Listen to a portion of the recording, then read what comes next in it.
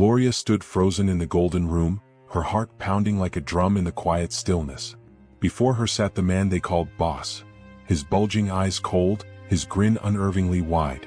At his feet, the bulldog, ferocious, with eyes that glinted with malice. The room, gilded in every corner, felt like a cage. Her throat tightened as she glanced around, her thoughts a whirlwind. What had she gotten herself into? A night she thought would be filled with laughter and luxury had quickly turned into a nightmare beyond her worst imaginings. The voices of the other women had faded, replaced by the sharp, guttural growl of the dog. Every inch of her screamed to run, but fear had rooted her to the spot.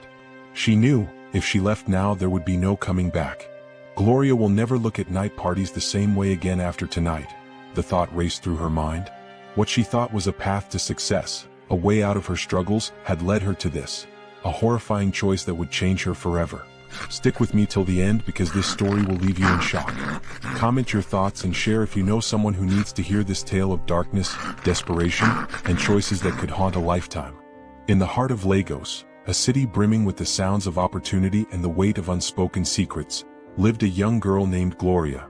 She had just completed her National Youth Service Corps, that rite of passage many young Nigerians face, stepping into the world of adulthood with nothing but hope and dreams. Yet, despite her academic achievements and the promise of a bright future, Gloria found herself caught in a world that seemed to reject her. Every day she searched tirelessly for a job, sending applications to every company that would take her details. But day after day, the silence from the employers echoed louder than any encouragement she could muster. With no family to turn to, Gloria had moved in with her friend, Mirabel. Mirabel, on the other hand, was a girl of different worlds. Someone who seemed to float effortlessly through life, living in a glamorous whirlwind that left Gloria breathless. Every Friday night, Mirabel would disappear into the city's pulse, dressed to perfection, returning only on Sunday mornings, tired, sometimes disoriented, but always with a new story of the lavish events she'd attended. As Mirabel lived her life in a constant party, Gloria could only watch from the sidelines, confused and curious. What kind of work did Mirabel do? She often wondered. She never dared to ask, afraid that probing might seem like an intrusion into a life she could never understand. Yet, in her heart, she knew something wasn't quite right. Mirabel's life, though it seemed full of excitement, carried an aura of mystery, one that kept Gloria awake at night, questioning the cost of such a glamorous existence. It wasn't just the wealth or the flashy parties that made Gloria uneasy, it was the subtle hints, the whispers that echoed through their conversations. The way Mirabel avoided certain topics, the way she would change the subject when asked about the people she spent time with, and the way she would always urge Gloria to wait for the right opportunity.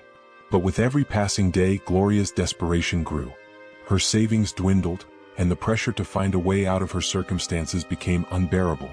Now here was the choice: to stay in this world with Mirabel and embrace the life that came with it, or to face the fear of going back home to the village defeated. But what was the price of this shiny life? What had Mirabel truly sacrificed for all the luxuries? Gloria stood at the crossroads, unsure of where this path would lead her, but driven by a hope that maybe, just maybe, this was the way to escape the life she feared. Tell me, have you ever felt pressure to fit into a lifestyle that didn't feel quite right? Have you ever been on the edge, torn between your dreams and your fears? The air in the small apartment was thick with unspoken words as Gloria sat on the couch, her hands nervously twisting the hem of her worn-out shirt. Mirabel, standing by the window, looked out at the bustling city with a calmness that seemed to mock Gloria's restless energy.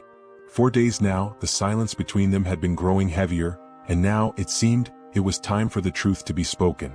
"You need to get a job, Gloria," Mirabel said, her voice cool, almost too calm. "I've given you enough time. If you don't find one soon, you'll have to leave." The words hit Gloria like a thunderclap, sending a cold shiver down her spine. Her chest tightened as the room began to spin. She couldn't go back to the village.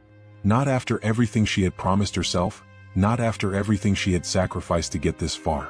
What would her mother think? What would her friends say? To return home without a job, without success, was a defeat she couldn't bear. But what choice did she have? Mirabel's ultimatum hung in the air like a dark cloud, suffocating her with every breath she took.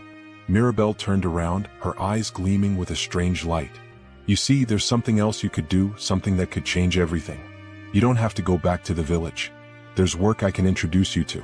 It's not what you think, Gloria, but it'll get you what you want, the money, the car, the house. You'll have everything." Gloria's heart raced as the words sank in, but her mind rebelled. "What kind of work?"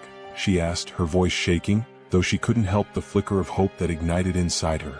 Mirabel stepped closer, her smile widening as if she had been waiting for this moment. "I work with the most powerful men in the city, Gloria. The ones who can make dreams come true just like that. They love beautiful women, and trust me, they'll love you too. You'll never have to worry about anything again." Gloria's stomach twisted. She felt the weight of her choices pressing down on her. A small part of her screamed to run, to turn away from the darkness she knew was lurking at the edge of this tempting offer.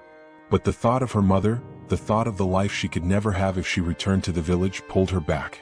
Her ambition was starting to cloud her judgment. This was the only way forward, wasn't it? Or was it? The night was thick with anticipation, the kind of night that promises more than it can give, yet drags you into its web all the same. Gloria's heart beat wildly in her chest as she stood at the entrance of a mansion in Ikoyi, Lagos. The doors were wide open, welcoming her into a world she had only ever heard of in whispers, gossip about the city's elite, the men and women who played by rules no one else understood. As she stepped inside, the air was cool, a sharp contrast to the heat of the night outside. She was greeted by bouncers who knew Mirabel by name, their faces barely shifting as they nodded her way. Their hands, like iron gates, held the door open, but to Gloria, it felt like the gates to a different world altogether. The mansion before her glittered with gold walls, gold chandeliers, and gold-trimmed furniture. The floors shone so brightly that it seemed as though the house itself was alive, reflecting the wealth and power that filled every corner. Mirabel was in her element. She moved through the halls with the grace of someone who had spent her life in this world. She spoke in hushed tones to a few men, smiling like a cat who had just caught its prey. But Gloria, the girl who had always dreamed of the riches, the glamour, and the comfort, was out of place. She could feel the weight of the mansion's eyes on her. She didn't belong here. Not in the luxurious space, not among the people, and certainly not among the men who eyed her with unsettling interest. Mirabel noticed Gloria's discomfort and flashed a smile. "Don't worry, just enjoy the night," she said, as though there was nothing to fear, nothing unusual about this world. But as they walked deeper into the mansion, Gloria couldn't shake the feeling that something was wrong. The music was loud, pulsing through the walls, but it didn't drown out the eerie quietness in her heart. It wasn't the party that unsettled her, it was the unknown, the feeling that she was about to cross a line she could never come back from. Then she was led into a room, golden like everything else, but with a coldness that made her skin crawl. At the far end, seated on an ornate golden chair, was a man who could only be called the boss. He was dressed in a flowing agbada, his face heavy and bloated, his eyes glinting like the gold that adorned his space. But next to him, sitting on the floor, was something far more unsettling, a bulldog.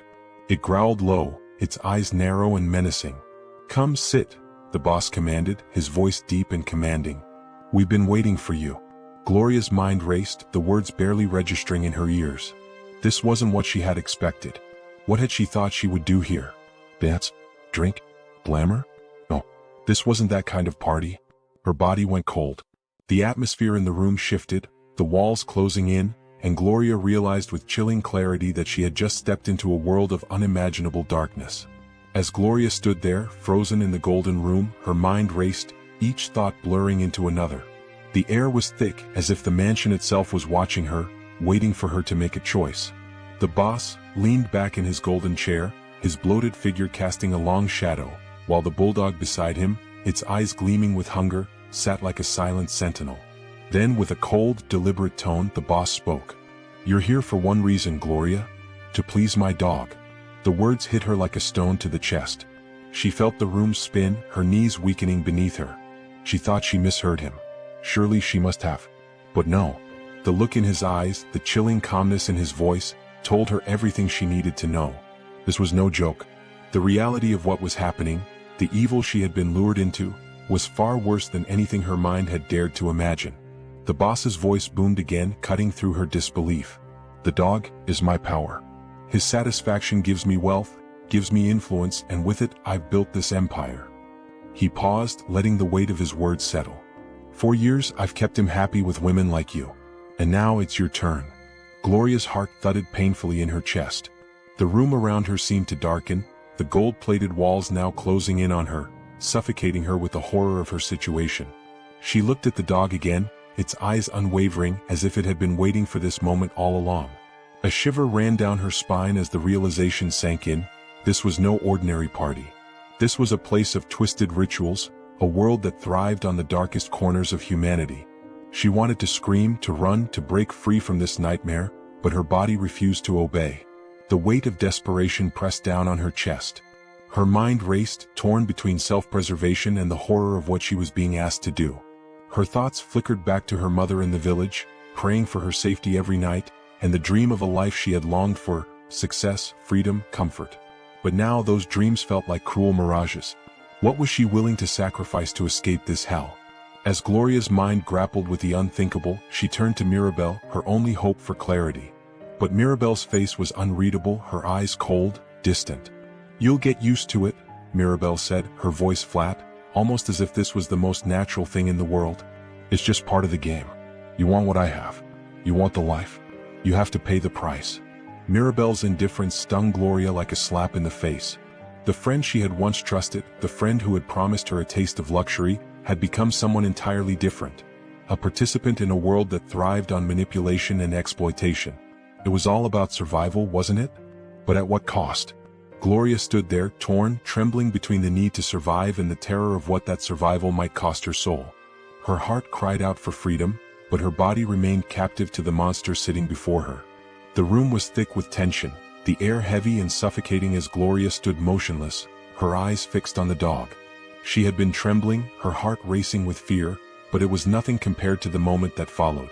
The bulldog, which had been as still as a shadow in the corner, suddenly lifted its head and locked eyes with her. Gloria's breath caught in her throat. She thought it was her imagination, but then it happened. The dog barked. Loud, harsh like a warning. Its growl echoed in the golden room, its eyes narrowing with an aggression Gloria had never seen. The dog, who had never shown any sign of rejection toward the women before, now seemed to sense something in her. A refusal, a resistance, something it could not accept. Gloria's skin crawled, her legs shaking as she stood frozen, the sound of the barking reverberating through her entire being. The boss's face twisted in anger. His hands clenched around the armrests of his golden chair, his gaze turning cold. "What's this? Why is he rejecting her?" he thundered, his voice filled with fury. "Take her away. Now." The men in suits quickly grabbed Gloria, their hands firm on her arms, pulling her roughly toward the door. Mirabel, standing at the doorway, glanced at her, not with sympathy, but with a look that made Gloria's stomach churn. "You didn't fit the bill," Mirabel said, her voice cold, emotionless. "It's all right, Gloria. The dog knows best." It was as though the world had collapsed around Gloria. She had thought she had a choice, thought she could play the game, but now it was clear. She was nothing more than a pawn, discarded without a second thought. The truth hit her like a blow to the chest. This world, this life, it wasn't for her. Her heart pounding, Gloria was roughly thrown out of the mansion, the heavy gates slamming behind her as she stumbled onto the expressway. The cool night air hit her like a slap, but she felt nothing but the weight of betrayal and fear. The night, once full of possibility, now felt empty and dangerous. She didn't belong here. She had never belonged here. She looked around, lost and disoriented, her mind racing with 1,000 thoughts. What would happen if she spoke out? Would they find her? Would they silence her forever? But all she could do was run. In that moment, as she hurried down the road, unsure of where she was heading, a vision of her mother appeared in her mind. Her mother, back in the village, who prayed for her safety every night. Gloria could almost hear her voice, a soft whisper in the wind, calling her name in prayer, asking the gods to protect her only daughter from the dangers of the world. Gloria's eyes filled with tears as she continued to run, her thoughts tangled between the path she had chosen and the way it had ended. 2 years had passed since that night, the night that changed everything for Gloria. Time had softened the sharp edges of her memories, but the scars remained. She was no longer the young girl who had stepped into a world of gold and darkness. Today, Gloria stood in front of a classroom, chalk in hand, as she taught young minds about the world beyond their own. She had rebuilt her life, piece by piece, each step away from that nightmarish world a triumph over the fear that once held her captive. Her days were simple now. She woke up early, prepared her lessons and went to school, far from the city that had once promised her everything, yet offered nothing but pain. She found solace in the classroom, in the eyes of her students who knew nothing of the darkness she had escaped. But inside, a quiet storm brewed. One day as she drove home from work, she saw it. A billboard. Her heart skipped a beat as she stared at the smiling face of the man who had nearly destroyed her life. The boss, who had used his wealth and power to manipulate, control, and ruin. Now he was a successful politician, smiling down on the city he had once controlled. He had made it to the Senate, his face plastered on billboards as a beacon of success and power. Gloria's breath caught in her throat, the bitterness of the past rising to choke her. What had happened to him? What had happened to Mirabel?